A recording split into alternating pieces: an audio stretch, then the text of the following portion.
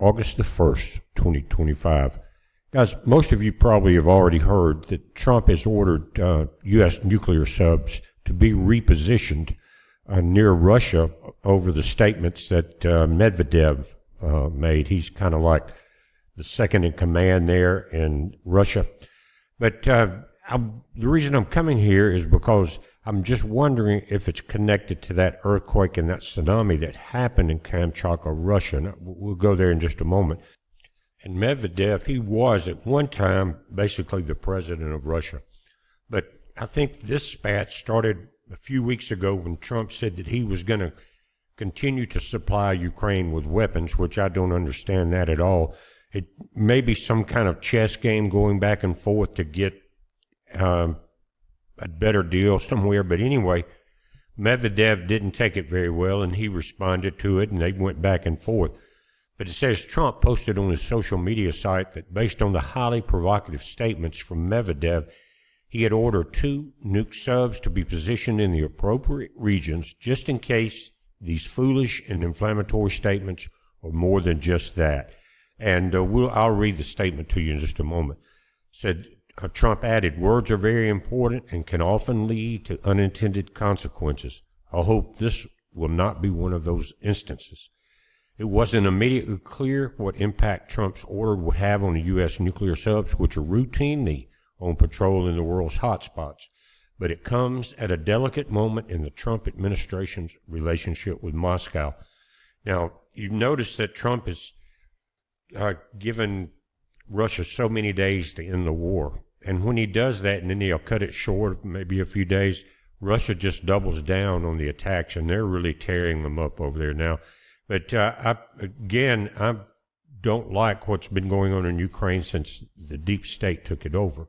Biolabs, all kind of crap, money laundering and everything else.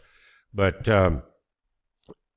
anyway, beyond that, that's what one of the problems started when he said he was going to rearm him. And you can hear Trump in his rhetoric about Putin is that he's real upset with him because he says one thing and does another. But again, Putin is too far into this deal, has too much money, too many lives, before Trump was in office, by a couple of years, that he's not going to stop. He's going to clean it out, claim it back for Russia.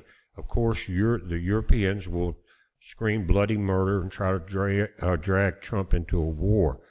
I don't know how that would work out at all. Trump said that Special Envoy Steve Witkoff is heading to Russia to push Moscow to agree to a ceasefire in a war with Ukraine, and has threatened new economic sanctions if progress is not made.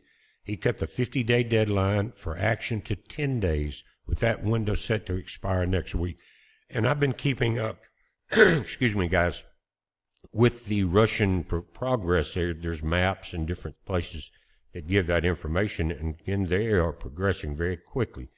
The more that Trump pushes the deadline, or the more that he cuts it, the harder Putin is pushing everything. Again, I don't know if that's the overall plan or not. It may be. The post about the sub repositioning came after Trump, in the wee hours last night, had posted that Medvedev was a failed former president of Russia and warned him to watch his words. Medvedev responded hours later by writing, "Russia is right on everything and will continue to go its own way." And I agree with Russia on this deal, because you had Joe Biden and Hunter all in the middle with the deep state in Ukraine, making terrorist bioweapons in many, many labs. That's not all they did, guys. But Medvedev was president from 2008 to 2012, while Putin was barred from seeking a second consecutive term, but stepped aside to let him run again.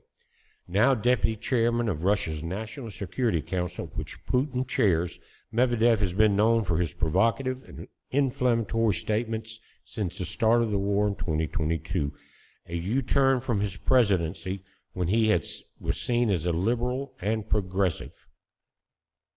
And on July 15th, 2 weeks ago, after Trump announced plans to supply Ukraine with more weapons via its NATO allies, and threaten additional tariffs against Moscow, Medvedev posted, Trump issued a theatrical ultimatum to the Kremlin. The world shuddered, expecting the consequences. Belligerent Europe was disappointed. Russia didn't care.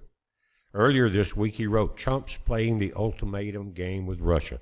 50 days or 10, which is it, He should remember two things. Russia isn't Israel or even Iran. Each new ultimatum is a threat and a step towards war, not between Russia and Ukraine, but with its own country. And again, I don't care who you are, you don't want to mess with Russia. I'm just saying that you don't want to mess with the U.S. and you don't want to mess with Russia. And Trump has always bragged about the connection between him and Russia, not as far as the Russia collusion, but then he's always been able to talk to Putin and make deals and all the trading and all of that. But guys, I want to show you something that may be tied into this very move. Now, these are satellite images from Umbra Space. This is before the tsunami.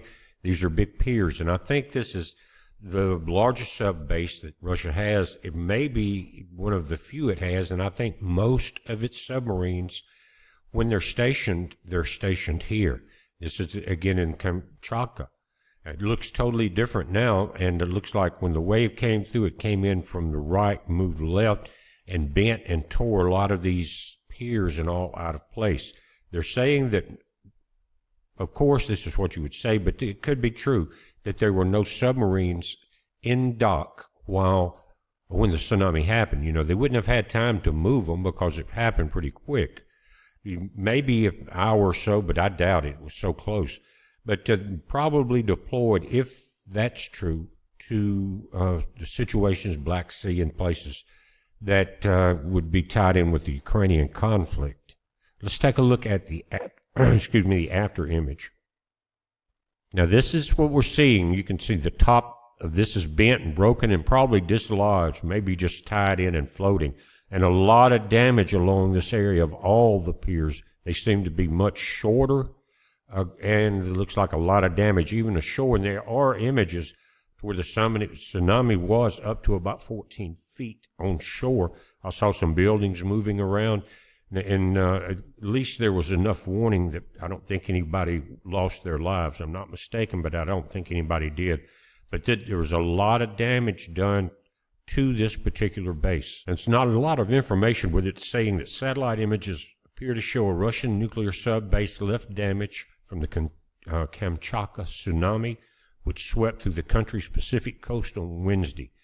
Pictures shared online on Friday, August 1st, showed the Rybakchi base, R-Y-B-A-C-H-I-Y base, which contains most of the nuke subs in Moscow's Pacific Fleet, before and after the 8.8 magnitude earthquake. Images taken by Umbra Space-owned satellite. A section of the base piers appear to be bent out of its place, likely detached from its moorings when the waves made the impacts. They're saying no submarine is believed to have been docked at the base, and experts have said that the limited damage is unlikely to affect military operations.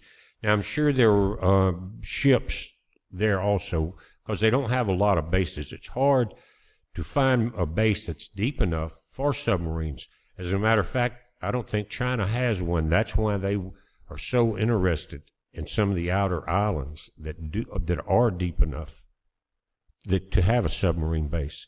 Anyway, it's a pretty valuable piece of real estate. But I'm just wondering, guys, would that have something to do with, at a weak moment, is when you attack your enemy, that type of military mentality? Not sure, but it is coincidental that it happened at that time. Let's hope and pray that this conflict goes no further, and I hope I'm right, that it's some kind of tit-for-tat game that's being played between Trump and Russia. Nobody wants nuclear war, but you do have to be prepared for it. And Trump is saying that Medvedev's statements, saying that we're not Iran, we are not Israel, and what you're talking about, Trump, can lead to conflict. Hope that doesn't get out of hand here. But again, still wondering about this connection. Now you've got a weakened base, one of the few they have in the Pacific, and if not the only one, and now we're moving subs. We're watching it, guys. You watch it. It's a heads up. Be safe.